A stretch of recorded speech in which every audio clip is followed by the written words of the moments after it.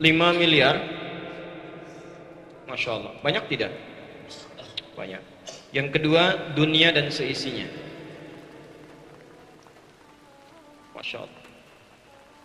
5 miliar sudah ditumpuk di koper, disimpan di hadapan kita. Diberikan pilihan kepada kita. Pilih mana? Pilih 5 miliar atau dunia dan seisinya. Saya ulang. Kenapa pesimis begitu? Iya. Ada yang bilang masa nih. Jadi saya ulang ya. 5 miliar sudah di koper, ditumpuk-tumpuk gitu ya, siap disimpan. Terus diberikan pilihan, pilih mana? 5 miliar atau dunia dan seisinya? Yang 5 miliar angkat tangan. Dunia dan seisinya? Baik. Secara logika, kalau ada orang memilih ini, ya, saya tidak tahu kata apa yang paling tepat untuk mengungkapkan. Ya. Tapi orang ini, ya, bahasa lembutnya salah pilih. Salah pilih. Ya, kalau dunia dan seisinya berarti lebih dari segalanya kan? Ya, lebih daripada ini. Ya, Ustadz bisa nggak dapat 5 miliar plus dunia dan seisinya misalnya? Nah, itu maksa ya. Tidak, Anda udah dikasih ini berarti sudah dapat ini. Ya. Masya Allah. Nah, Nabi menawarkan jika Anda bisa menunaikan sholat 2 rakaat fajar sebelum subuh itu, yang sudah kita ketahui hadisnya, Masya Allah, itu sudah disiapkan dunia dan seisinya. Disiapkan dunia dan seisinya. Dan disebut bukan cuma dunia dan seisinya, lebih baik daripada dunia dan seisinya. Raka'atul fajri, 2 rakaat yang Anda tunaikan mengiringi sholat subuh itu, 2 rakaat fajar, khairun, lebih baik minad dunya wa ma fiha, daripada dunia dan seisinya. Lebih baik.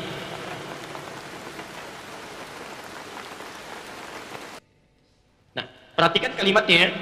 Kalimat ini minad dunya ada menggunakan min.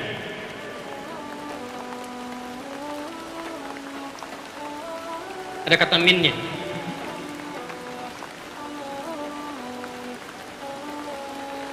Min itu punya 2 arti dalam bahasa Arab. Pelan-pelan. Min, huruf min dalam bahasa Arab itu memiliki 2 arti, 2 makna. Satu, menunjukkan makna min at-tab'id. Min, minal jinnati, minal jinnati wan nas. Kata Allah dalam Al-Quran, Allah berfirman, insyaallah, minal jinnati wan nas, ada sementara setan yang wujudnya bisa jin yang tak nampak oleh kita atau bahkan manusia yang kelihatan. Disebut jin jadi setan, manusia jadi setan. Tapi ketika menggunakan kalimat min di awalnya, tidak semua jin itu setan, tidak semua manusia jadi setan. Jelas ya? Nah, jadi min ini yang dimaksud min at-tab'id, menunjuk makna sebagian. At-tab'id, menunjuk makna sebagian. Pelan-pelan. Ada yang kedua disebut dengan min at-taqsim.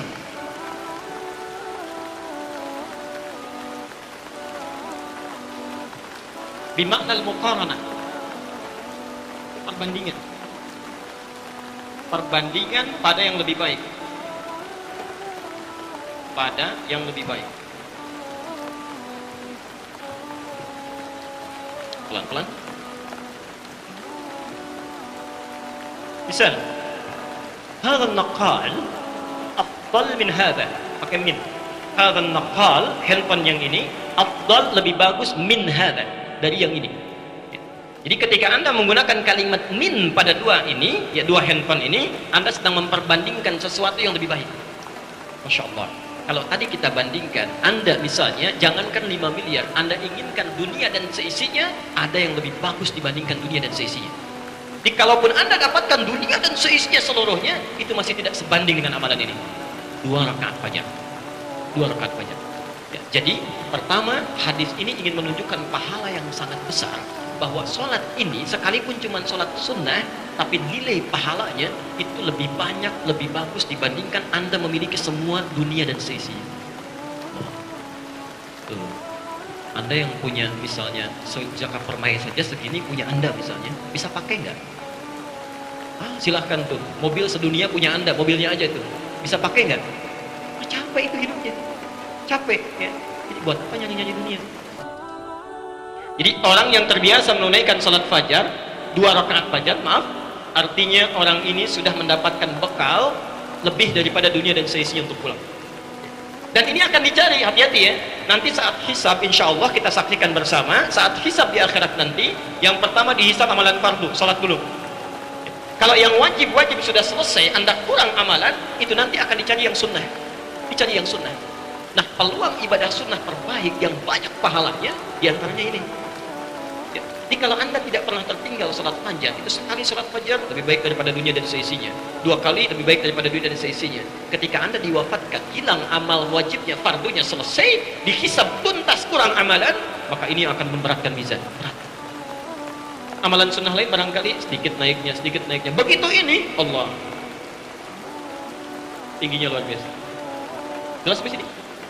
Jadi mohon maaf kalau besok dikasih kesempatan bangun, karena itu tidak tiap hari. Tidak tiap hari. Itu bergantung saat hidupnya kita. Ya, jadi besok Anda masih hidup, apa? Besoknya belum tentu. Ya. Jadi begitu Anda punya kesempatan dibangunkan oleh Allah, segera rencanakan. Tidak boleh ketinggalan sholat 2 rakaat fajar. Jelas sampai sini?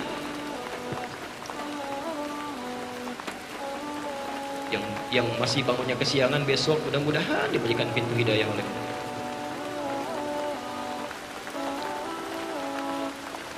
Dua, satu, pahala.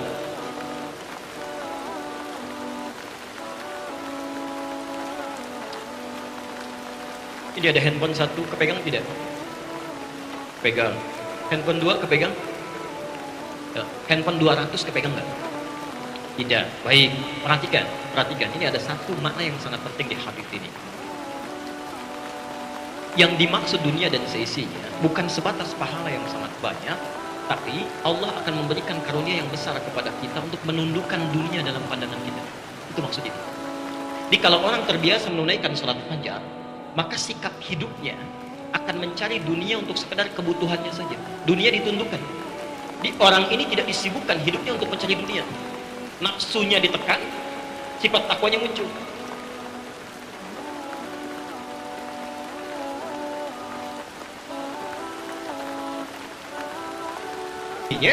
Dan mudah untuk diraihnya. Nafsunya ditekan. Nafsu itu kan sifatnya ingin. Kalau ini sifatnya butuh. Jadi ketika dia membutuhkan dunia, dia tidak mencari berdasar keinginan, kebutuhannya aja, jadi nggak capek hidupnya. Enak, karena dunia ditundukkan. Ya. Keinginannya tertekan, ya. Kemudian takwanya meningkat, yang dibutuhkan itu yang dicari, keinginan itu yang ditutup. Misal, apa fungsi pakaian? Menutup aurat. Yang kedua, menampilkan keindahan, kan? Yang ketiga, menjaga dari dingin, panas dan sebagainya. Baik, tiga fungsi ini. Baik, pelan-pelan. Kalau Anda sudah tahu fungsinya, berarti itu kebutuhannya. Ya. Orang-orang yang dominasi oleh sifat nafsunya, maka dia akan mencari lebih daripada itu, karena banyak inginnya. Model ini selesai, pindah model yang lainnya. Model ini selesai, pindah yang lainnya lagi. Bosan di tempat ini, pindah yang lainnya lagi. Dunia menjadi besar bagi dirinya, karena banyak yang dicarinya. Yang ini tidak. Karena terbiasa menunaikan salat fajar, ditanamkan dalam jiwanya, dunia dijadikan kecil. Karena kecil, yang dicarinya gampang, tidak luas jarinya. Dia hanya mencari apa yang paling dia butuhkan. Saya mau sholat, pakaian saya sudah nggak bagus. Dia cari yang bisa menutup sholatnya supaya tampil dengan lebih baik. Sudah sampai sini? Teruskan pelan-pelan.